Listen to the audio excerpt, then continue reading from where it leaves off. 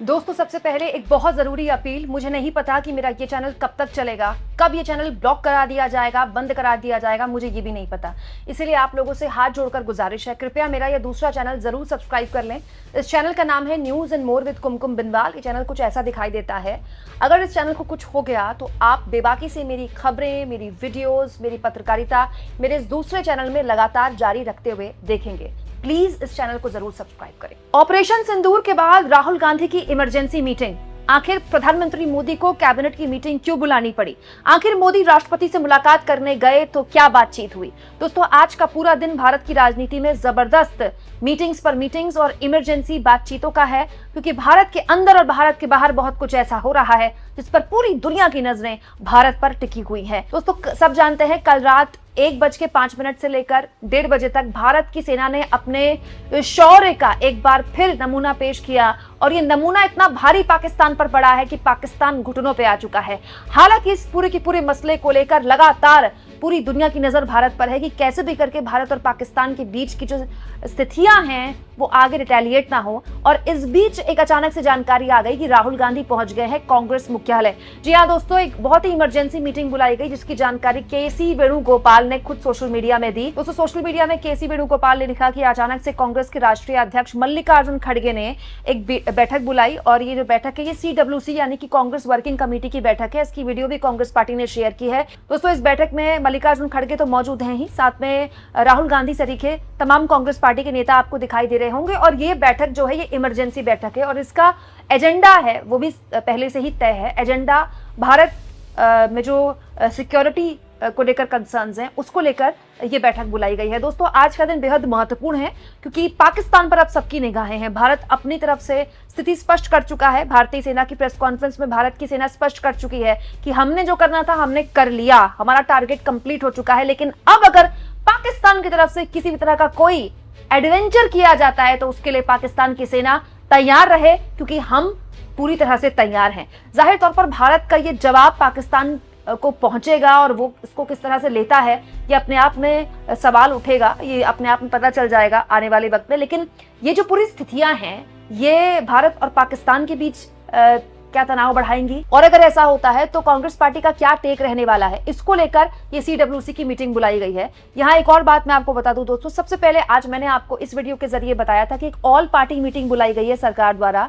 इस all party meeting यानी कि सर्वदलीय बैठक की जानकारी खुद संसदीय कार्य मंत्री किरण रिजिजू ने दी, और उन्होंने बताया कि कल सुबह 11 बजे संसद परिसर के अंदर एक ऑल पार्टी मीटिंग बुलाई गई है जिसमें तमाम दलों के नेताओं को बुलाया जाएगा, और जाहिर तौर पर भारत सरकार उन दलों के नेताओं को बताएगी कि अभी क्या स्थिति है, कैसे ऑपरेशन सिंदूर कामयाबी तक पहुंचाया गया और आगे क्या स्थितियां रहने वाली है। यहाँ ये भी मैं आपको बता दूं दोस्तों कि ऑल पार्टी मीटिंग जब ये आतंकी हमला हुआ था तब भी बुलाई गई थी। हालांकि तब विपक्ष के दबाव के बाद ये ऑल पार्टी मीटिंग बुलाई गई थी, लेकिन अब ऑल पार्टी मीटिंग सरकार ने खुद बुलाई है। यहाँ एक और बात मैं आपको बता दूं, ऑल पार्टी मीटिंग में राजनाथ सिंह की मौजूदगी की खबर आई है, लेकिन क्या अमित शाह होंगे नहीं होंगे इस बारे में भी कोई जानकारी नहीं है, क्योंकि पिछली बार जब ऑल पार्टी मीटिंग हुई थी तो अमित शाह मौजूद थे। हालांकि पिछली बार की ऑल पार्टी मीटिंग में मल्लिकार्जुन खड़गे ने कहा था कि हमें बहुत हैरानी हुई कि PM इसमें नहीं आए, तो क्या कल होने वाली किसी ऑल पार्टी मीटिंग में PM की मौजूदगी रहने वाली है? दोस्तों ये तो खैर कल पता चल जाएगा, लेकिन हो सकता है कि ये जो CWC की मीटिंग आज कांग्रेस पार्टी के दफ्तर में बुलाई गई है ये इसलिए बुलाई गई हो ताकि कल होने वाली ऑल पार्टी मीटिंग को लेकर कांग्रेस एक रणनीति के साथ जाए। मीटिंग खत्म होने के बाद कांग्रेस पार्टी ने प्रेस कॉन्फ्रेंस की जिसमें राहुल गांधी ने कहा कि हाँ सर्वदलीय बैठक का न्योता मिला है। पूरा समर्थन, full support to our forces, best wishes to them, much love to them, complete support from the Congress party and the Congress working committee. Thank you.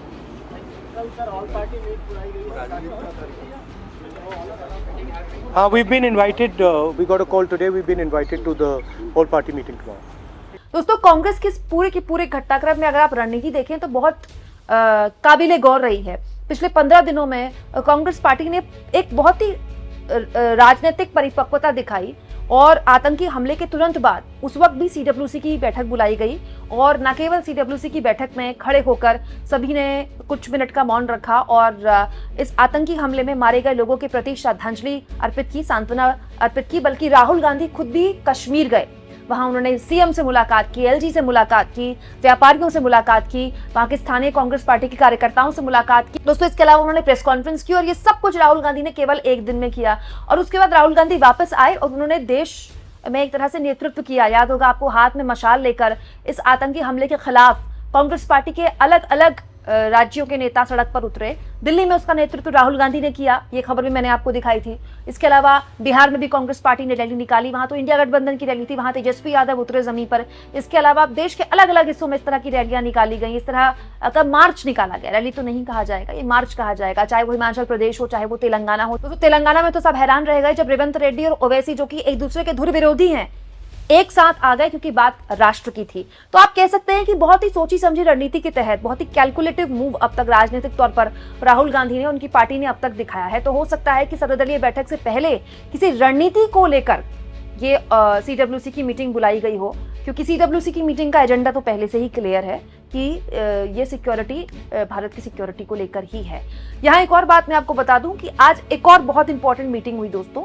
सबसे पहले आज केंद्रीय कैबिनेट की मीटिंग हुई। केंद्रीय कैबिनेट की मीटिंग में प्रधानमंत्री नरेंद्र मोदी ने इसकी अध्यक्षता की और अपने कैबिनेट के सहयोगियों को इस ऑपरेशन सिंदूर के बारे में पूरी जानकारी दी और सेना की तारीफ की। इसके बाद राष्ट्रपति से मुलाकात करने चले गए पीएम, और राष्ट्रपति भवन ने ये तस्वीरें शेयर की पीएम और राष्ट्रपति की।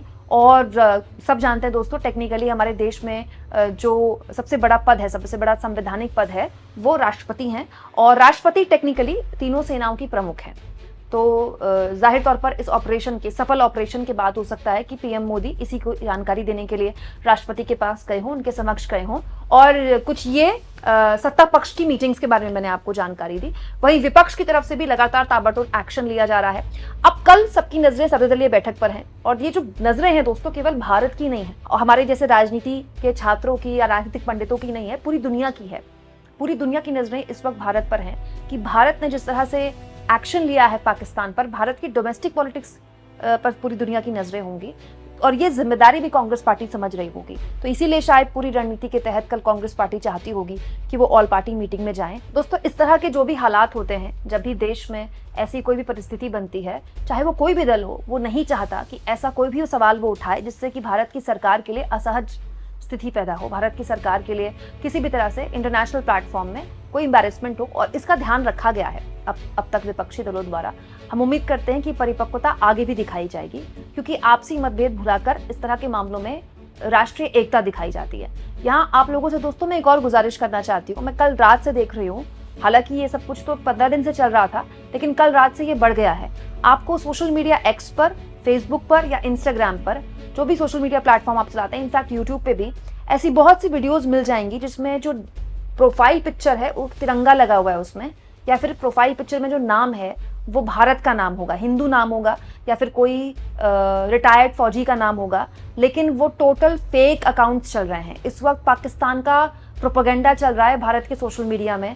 तो ऐसे किसी भी पोस्ट को आगे शेयर करने से पहले 4 बार सोचें दोस्तों, ऐसे किसी पोस्ट को आगे ना बढ़ाएं, क्योंकि दुश्मन हमें गौर से देख रहा है, दुश्मन की नज़र हम पर है।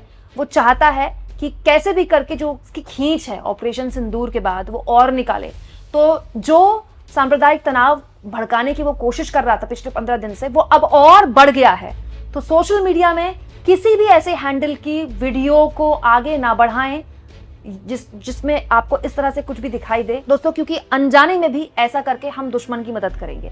आप इस मुद्दे पर क्या सोचते हैं दोस्तों? ये जो ताबड़तोड़ मीटिंग्स का दौर चला है भारत की पॉलिटिक्स में इस वक्त, कमेंट बॉक्स में जरूर लिखें, और जितना हो सके चैनल को शेयर करें, सब्सक्राइब करें, और थैंक्स और ज्वाइन के ऑप्शन से अगर आप चाहें तो कुछ आर्थिक मदद भी चैनल की जरूर करें। लेकिन दोस्तों इस बीच एक बार फिर से आप लोगों से अपील कर रही हूँ, प्लीज जितना हो सके मेरे इस चैनल को जरूर सब्सक्राइब करें, क्योंकि ये चैनल कब तक चलेगा, कब ब्लॉक करा दिया जाएगा, मुझे कोई आइडिया नहीं है। तो कम से कम आपको पता होना चाहिए कि आगे आप मेरी पत्रकारिता अगर देखना चाहते हैं तो किस दूसरे चैनल में देख सकते हैं। मेरा जो दूसरा चैनल है वो कुछ ऐसा दिखता है, इसका नाम है news and more with Kumkum Binwal.